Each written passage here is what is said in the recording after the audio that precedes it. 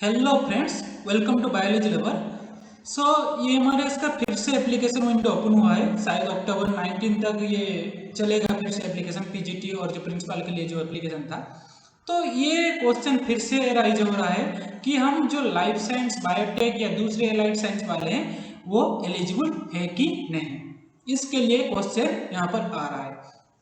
तो इससे रिलेटेड जो प्रॉब्लम हुआ था इस बार क्या किया गया था, 2021 से इससे पहले जो आया था वैकेंसी उसमें लाइफ साइंस मेंशन था, लेकिन इस बार मेंशन नहीं है, डायरेक्ट दे दिया है biological science, botany zoology biological science.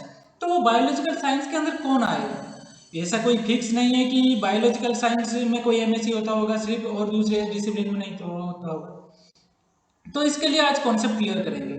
तो उसके रिगार्डिंग हमने मेल भी किया एसटीएससी डिपार्टमेंट में हेड से, मिनिस्ट्री से और किसी के पास से, लेकिन कोई रिप्लाई नहीं आया। मैंने खुद मेल किया था और आप लोगों को उस वीडियो में मैंने एनकरेज किया था कि आप लोग इससे रिलेटेड क्या कीजिए कि इससे रिलेटेड इशू अराइज कीजिए। उसके बाद कोई रिप्लाई शायद किसी को भी नहीं आया, लेकिन मैंने कुछ छानबीन उसके बाद की थी। मैंने भी उसके बाद ज़्यादा कोई इसके रिलेटेड रिप्लाई नहीं दिया, छानबीन की।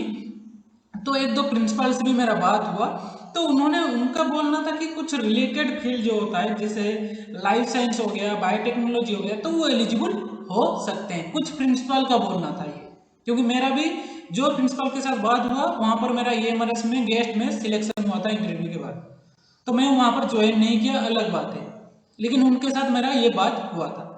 तो और उन्होंने अभी एक क्या हुआ है कि आसाम में अभी नोटिफिकेशन आया था गेस्ट फैकल्टी के लिए बायोलॉजी के लिए, और मैं भी खुद ये EMRS में काम कर रहा हूँ और मेरा MSc डिग्री लाइफ साइंस में। तो नोटिफिकेशन आते आया था, उसको थोड़ी देख लेते हैं।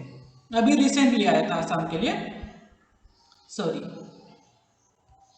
चलिए ये वाला देख लीजिए। तो यहाँ पर देख सकते हैं कि ये एकलव्य मेडल बक्सा आसाम का कुछ आया हुआ है।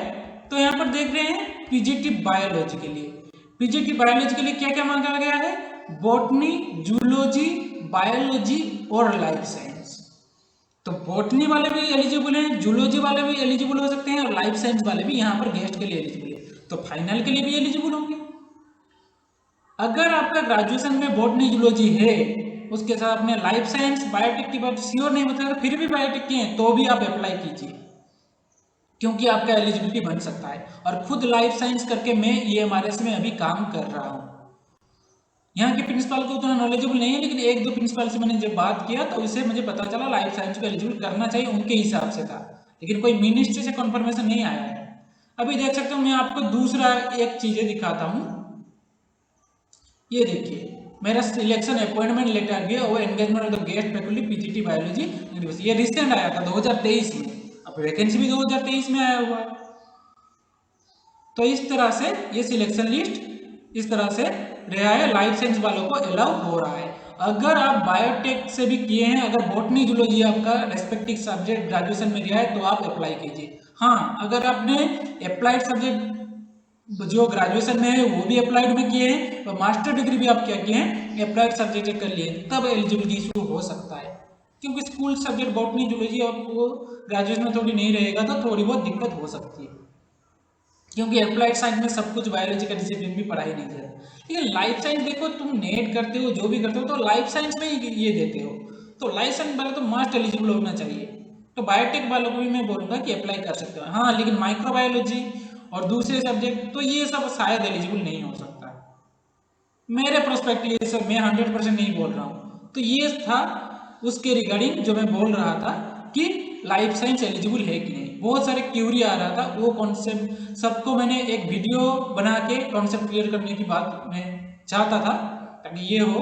कुछ प्रूफ भी मैंने आपको दिखा दिया। अभी जो आसाम वाला रिक्रूटमेंट आया है कुछ दिन पहले, मेरा सिलेक्शन लिस्ट, और मैं खुद ही हमारे इसमें काम कर रहा हूँ, तो ये आपको नॉलेज आपको हेल्प करेगी।